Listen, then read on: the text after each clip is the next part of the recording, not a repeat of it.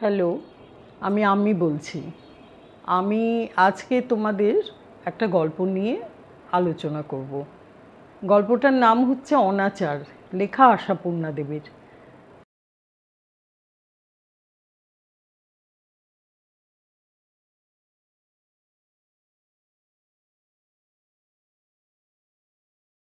Practically পুরো গল্পটা তোমরা যেরকম আছে সেটা কিন্তু বইটা একবার পড়ে নেবে। আর আমি যেটা তোমাদের বলবো, আমি সেটা হচ্ছে গল্পটা সম্পর্কে তার একটা সারসংক্ষেপ যাকে বলে সেটা আমি ছোট করে তোমাদের গল্পটা বলে দেবো। তার মধ্যে মোটামুটিভাবে সবটাই থাকবে, কভার আপ করা থাকবে। তোমরা এই ছোট গল্পের এই ছোট অংশটুকু শুনে নিলেও তোমাদের গল্পটা সম্পর্কে একটা আইডিয়া থাকবে। কিন্তু অ্যাট দ্য সেম টাইম বলি, গল্পটা কিন্তু পুরো তোমাদের পড়তে হবে। না পড়লে ওর ভেতর থেকে যখন কোনো লাইন তুলে তুলে যখন তোমাদের কোয়েশ্চেন দেবে তখন কিন্তু তোমরা লিখতে পারবে না। সুতরাং গল্পটা তোমরা পড়ে নেবে। আমি গল্পটার সারমর্ম বা সারাংশ তোমাদের বলে দিচ্ছি। প্রথমেই বলি, গল্পটার নাম হচ্ছে অনাচার, লেখা হচ্ছে আশাপূর্ণা দেবীর। তাহলে আশাপূর্ণা দেবীর একটুখানি পরিচিতি দিয়ে দিই। আশাপূর্ণা দেবীর জন্ম হচ্ছে 1909 সালের 8ই জানুয়ারি। তিনি জন্মেছেন উত্তর কলকাতায় তার মামার বাড়িতে। আশাপূর্ণা দেবীর মধ্যে একটুখানি ছেলেদের মতন তিনি কিন্তু ছেলেবেলায় ঘুড়ি ওড়াতেন, মার্বেল খেলতেন, ক্যারাম খেলতেন, এই সমস্ত তিনি ভালোবাসতেন। তার রচনায় সাধারণ মেয়েদের জীবন আর মনস্তত্ত্বই বেশি দেখা যায়। তার প্রথাগত শিক্ষা কিন্তু একদমই ছিল না, তিনি কিন্তু ওইভাবে পাস টাস করা নন, কিন্তু জীবন থেকে তিনি অনেক কিছু শিখেছেন। সাধারণ আটপৌরে মা ও গৃহবধূ ছিলেন তিনি। গভীর অন্তর্দৃষ্টি বা পর্যবেক্ষণ শক্তি সম্বল করেই তিনি রচনা করেন সাহিত্য এবং অন্যতম শ্রেষ্ঠ লেখিকারও স্থান অর্জন করেন। তার প্রথম প্রতিশ্রুতি সুবর্ণলতা ও বকুল কথা বাংলা সাহিত্যের শ্রেষ্ঠ রচনাগুলির অন্যতম বলে গণ্য করা হয়। ছোট গল্প ও উপন্যাস লেখাও তিনি সমান পারদর্শী। জ্ঞানপীঠ পুরস্কার, রবীন্দ্র পুরস্কার, ভারত সরকারের সর্বোচ্চ সাহিত্য সম্মান সাহিত্য একাডেমি ফেলোশিপও তিনি পেয়েছিলেন। 1995 সালের 13ই জুলাই তার জীবন অবসান হয়। তাহলে মোটামুটিভাবে আমি তোমাদের আশাপূর্ণা দেবীর একটা পরিচয় দিয়ে দিলাম। হ্যাঁ, কারণ আশাপূর্ণা দেবী কিন্তু বলতে পারো তার কিন্তু মানসিকতা সেই তখনকার দিনে জন্ম হলেও কিন্তু তার মানসিকতাটা একদম অন্য রকম ছিল। মানে এখনকার দিনে আমাদের মহিলাদের যে মানসিকতা, সেই মানসিকতা বা তার থেকেও বেশি উন্নত মানসিকতা তার ছিল। এর জন্য কিন্তু প্রথাগত শিক্ষার দরকার হয় না। ভেতরকার দৃষ্টি যেটা, সেই দৃষ্টি দিয়েই কিন্তু তিনি উপলব্ধি করতে পারতেন যে কোনটা করা উচিত, কোনটা করা নয়। হ্যাঁ, তো এই গল্পের নাম হচ্ছে অনাচার। তা এই গল্পটার নাম শুনেই বোঝা যায় যে এই গল্পে যা ঘটেছে তা মোটামুটিভাবে সামাজিক নিয়ম বিরুদ্ধ, কারণ অনাচার অর্থাৎ আচার নয়। গল্পের প্রধান চরিত্র হচ্ছে সুভাষ কাকিমা, সুভাষ কাকার স্ত্রী। গ্রামের বৃদ্ধ গিরিন খুড়োর মৃত্যু হয়েছে, যিনি সুভাষ কাকিমার শ্বশুরমশাই। গিরিন খুড়োর ছোট ছেলে সুভাষ বম্বে চলে যায় সিনেমা করতে। এজন্য সুভাষ কাকিমার ওপর তার শ্বশুরমশাইয়ের খুব রাগ, এই ভেবে যে কাকিমা কেন সুভাষ কাকাকে সংসারে বেঁধে রাখতে পারেননি। গিরিন খুড়োর 6টা সন্তান ছিল, তার মধ্যে কনিষ্ঠ সন্তান ছিলেন সুভাষ কাকা। 5টা সন্তানের মৃত্যু হওয়ায় গিরিন খুড়ো সবসময় খুব খিটখিটে বদমেজাজি হয়ে গেছিলেন। এর মাঝখানে হলো কি, সুভাষ কাকা তো বম্বেতে চলে গেছেন, কিন্তু অনেক দিন যাওয়ার পরে একটা চিঠি আসে সুভাষ কাকিমার কাছে যে সুভাষ কাকার মৃত্যু হয়েছে।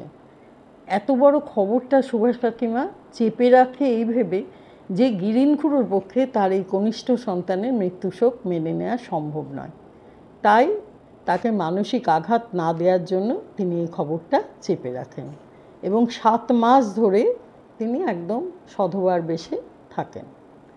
এবার যেদিন গিরিন খুড়ো মারা যান, মারা যাওয়ার দিন সুভাষ কাকিমা গ্রামের গুরুজনদের সামনে একটা চিঠি এনে পড়তে বলেন এবং সুভাষ কাকিমাকে কী কী কাজ করতে হবে এই চিঠির কারণে তাও তিনি তাদের কাছে সেই উপদেশও তিনি চান।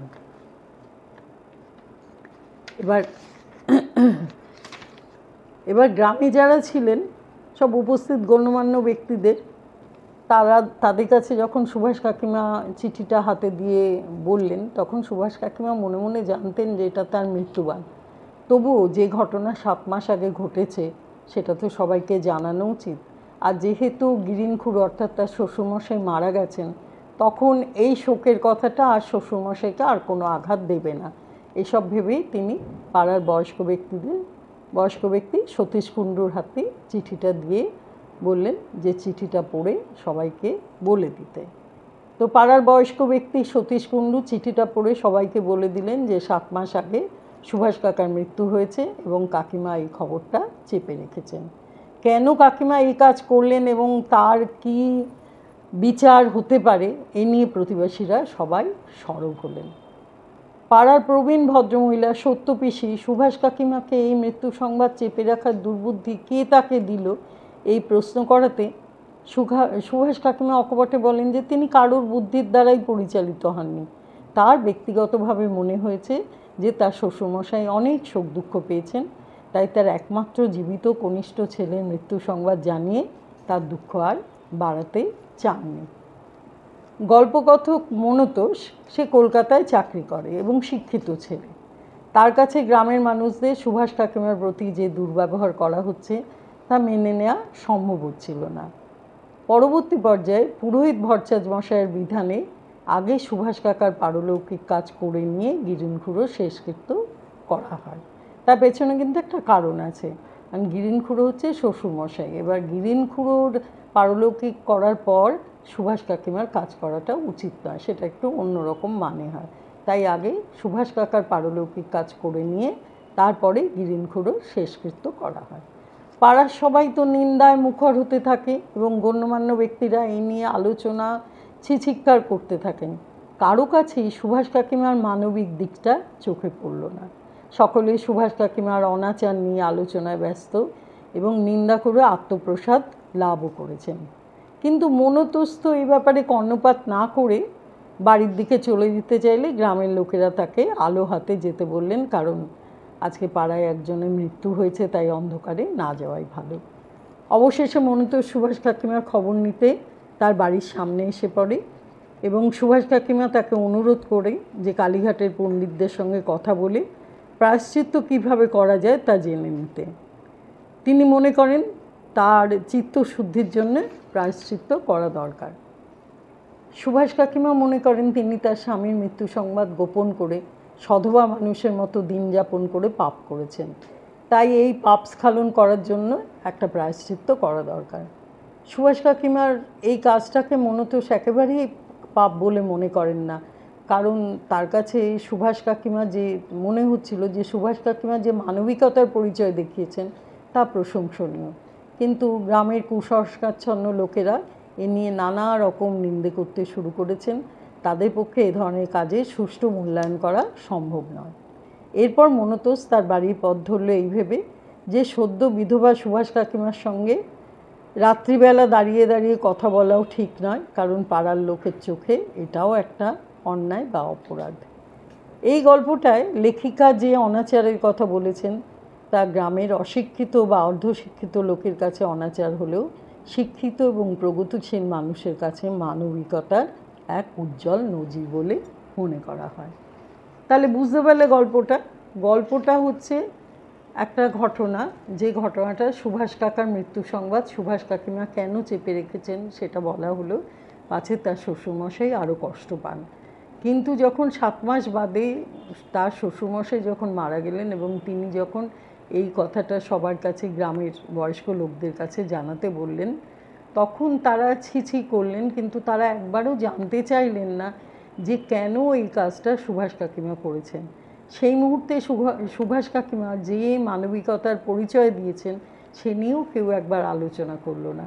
আসলে পাড়ার লোকদের কি হয় জানো তো, যারা অশিক্ষিত গ্রাম্য এই ধরনের লোকদের হয়, তারা যেটা দেখে অভ্যস্ত তার বাইরে কিছু ঘটলেই তাদের কাছে কিন্তু সেটা অনাচার বলে প্রতিপন্ন হয়। কিন্তু আশাপূর্ণা দেবী তিনি ওই মনতোষের মুখ দিয়ে, মনতোষকে যে শিক্ষিত এবং কলকাতায় চাকরি করা ছেলে, তার চোখ দিয়ে কিন্তু এটা অনাচার নয়, বরং এটা অনেক বড় একটা মানবিকতা সুভাষ কাকিমা দেখিয়েছেন। এভাবেই গল্পটাকে শেষ করা হয়েছে। হ্যাঁ, আচ্ছা, এবং সুভাষ কাকিমারও মনে হয়েছে যে তিনিও তো পাড়ারই লোক, তারও মনে হয়েছে এই কাজটা করা এতদিন চেপে রাখাটা উচিত ছিল না, এবং যেটা তিনি করেছেন তার জন্য তার প্রায়শ্চিত্ত করা দরকার। তো এই পুরো ব্যাপারটা নিয়েই একটা খুব সুন্দর একটা গল্প লিখেছেন আশাপূর্ণা দেবী। তোমরা মূল গল্পটা পড়ে নিও, তাহলে তোমাদের আরও ভালো লাগবে। আর আমি যেভাবে বুঝিয়ে দিলাম গল্পের মানেটা, সেটাও তোমরা মনে রেখো। হ্যাঁ, তাহলে একবার গল্পটা পড়ে নেওয়ার অনুরোধ রইল। আর যদি কেউ কিছু বুঝতে না পারো, তাহলে তোমরা যেমন বলেছি তেমন কমেন্টসে লিখো, আমি তাহলে তোমাদের আরেকবার পড়িয়ে দেব। ঠিক আছে, আজকে তাহলে এই পর্যন্ত। তোমরা সবাই ভালো থেকো, আমি আবার পরে আসবো।